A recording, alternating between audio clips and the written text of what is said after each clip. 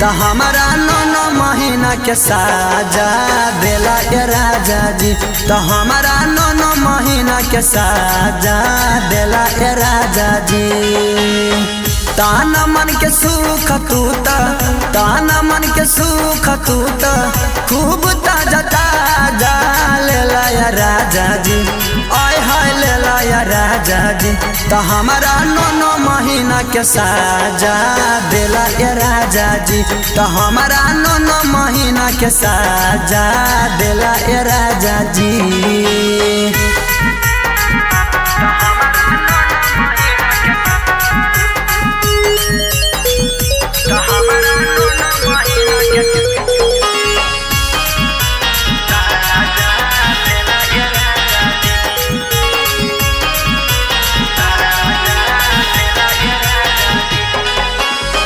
चला हूँ नदी कता होवे हमारा ही पेट से जल्दी के काम सैया होवे बड़ी लेट से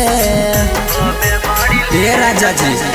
चला हूँ नदी कता होवे हमारा ही पेट से जल्दी के काम सैया होवे बड़ी लेट से। कोमला बदानिया के कोमला बदानिया के अलगन दाजा लेला या राजा जी। आय हाय लेला या राजा जी। तो हमारा 9 महीना के साजा देला या राजा जी। तो हमारा 9 महीना के साजा देला या राजा जी।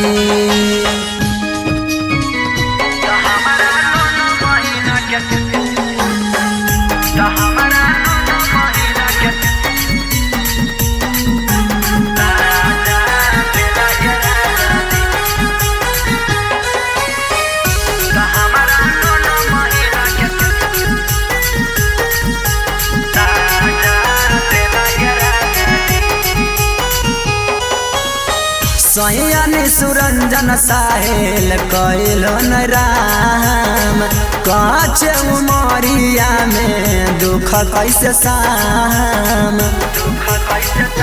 ए जी पिया सुरंजन साहेल कैल राम काच उमरिया में दुख कैसे शाम। से जिया पचड़ते तू से जिया पचड़ते तू धार भर पांजा लेला या राजा जी। आय हाय लेला या राजा जी।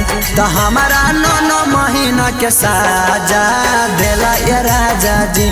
तो हमारा 9 महीना के साजा देला या राजा जी।